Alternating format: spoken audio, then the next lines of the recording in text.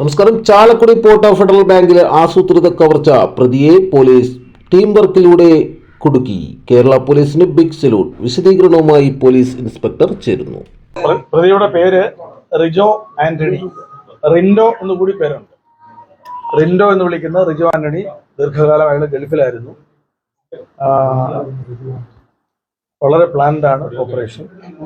വളരെ പ്ലാൻഡ് എന്ന് പറയുന്നത് അയാള് ഹെൽമറ്റ് വെച്ചു.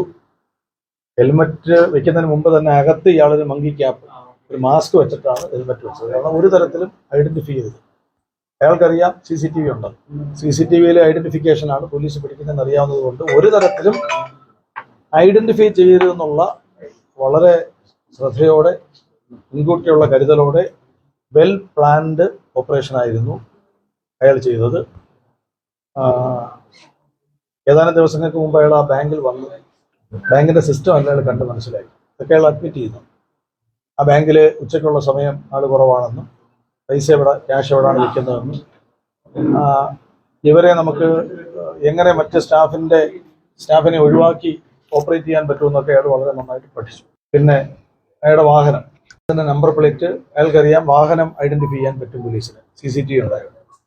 നമ്പർ പ്ലേറ്റ് അയാൾ ചാലക്കുടി പള്ളി പെരുന്നാളിന് പോയിട്ട് അവിടെ ഉണ്ടായിരുന്ന ഒരു ബൈക്കിന്റെ നമ്പർ, അത് ഈ നമ്മൾ പുഷ് ചെയ്യുന്ന ഞെക്കി വെക്കുന്ന നമ്പർ പ്ലേറ്റ് ഉണ്ട്, പുതിയ മോഡൽ, അതൊരെണ്ണം ഇളക്കിയിട്ടാണ് അയാൾ ഈ വണ്ടിയിൽ സെറ്റ് ചെയ്യുന്നത്. അപ്പോൾ വളരെ കരുതലോടെ, മുൻകൂട്ടി, വെൽ പ്ലാൻ. ഇനി അയാൾ ചെയ്ത പരിപാടി, വാഹനത്തിന്റെ റിയർ വ്യൂ മിറർ രണ്ടും അയാൾ മുൻകൂട്ടി ഊരി വെച്ചിട്ട് ഇവിടുന്ന് പോയപ്പോൾ ധരിച്ച ഡ്രസ്സ് മാറി മൂന്നാമത്തെ ഡ്രസ്സ് അയാൾ ഗ്ലൗസ് വരെ ഇട്ടു.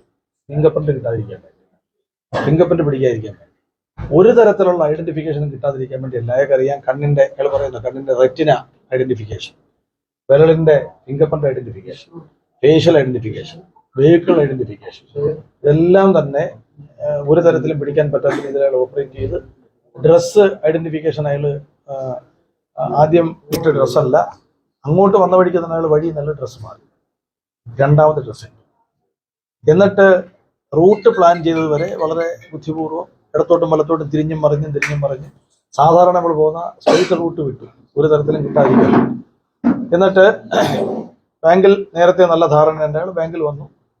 നമ്മൾ കണ്ടതുപോലെ തന്നെ ഓപ്പറേഷൻ, സംശയമൊന്നുമില്ല. അതേപടി അദ്ദേഹം പറയും ചെയ്തത് ഇങ്ങനെയൊക്കെയാണ് പറയുന്നത്.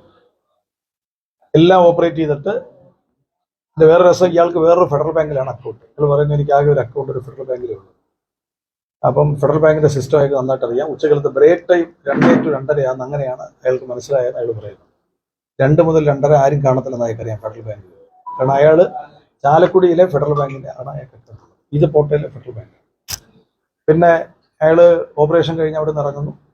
ഇറങ്ങിയതിന് ശേഷം അയാൾ വഴി തിരിച്ചും മറിച്ചും റൂട്ട് ഡീവിയേറ്റ് ചെയ്തൊക്കെ പോയി. ഇട റോഡിലൊക്കെ അയാൾ പോയിട്ടുണ്ട്. അയാൾക്കറിയാം പോലീസ് ചെക്ക് ചെയ്യുക, വഴിയിൽ പോലീസ് ഉണ്ടാകാൻ സാധ്യതയുള്ള റൂട്ടെല്ലാം അയാൾ ഒഴിവാക്കി. പോയിട്ട് പോകുന്ന വഴിക്ക് അയാൾ വീണ്ടും CCTV ക്യാമറ ഇല്ല എന്ന് മനസ്സിലാക്കിയ ഒരു സ്ഥലത്ത് പോയിട്ട് അയാൾ ഈ ഡ്രസ്സ് മാറി അയാൾ പുതിയ ഡ്രസ്സായി. ഇപ്പം 3ാമത്തെ ഡ്രസ്സായി. ഓപ്പറേഷൻ ഇറങ്ങി 3ാമത്തെ ഡ്രസ്സ്. നമ്പർ പ്ലേറ്റ് എപ്പോഴും പഴയതാണ്. പിന്നെ ഇയാൾ ചെയ്തത് അവിടുന്ന് വീണ്ടും റിയർ വ്യൂ മിറർ പെട്ടെന്ന് ഫിറ്റ് ചെയ്യും. അത് ഒരു 400-500 മീറ്റർ കഴിഞ്ഞപ്പോൾ തന്നെ അയാൾ റിയർ വ്യൂ മിറർ ഫിറ്റ് ചെയ്തു. അപ്പോഴാണ് ഞങ്ങളുടെ ഒരു കൺഫ്യൂഷൻ.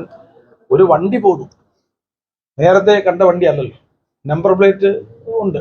നമ്പർ പ്ലേറ്റ് നമുക്ക് അറിഞ്ഞുകൂടാ, കാരണം വ്യാജ നമ്പറാണ്. ഞങ്ങൾ നമ്പർ പ്ലേറ്റ് ഒക്കെ വെരിഫൈ ചെയ്തു. അങ്ങനെ ഒരു നമ്പർ ഇല്ല. അങ്ങനെ ഒരു വണ്ടി ഈ എൻഡോർക്ക് എന്ന് പറയുന്ന സ്കൂട്ടറാണ്. TVSന്റെ എൻഡോർക്കിന് ഇല്ലാത്ത നമ്പറാണെന്ന് മനസ്സിലായി, വ്യാജ നമ്പറാണെന്ന് ഞാൻ മനസ്സിലായി. ഡ്രസ്സ് ആദ്യം കണ്ട ഡ്രസ്സല്ല പിന്നെ കാണും.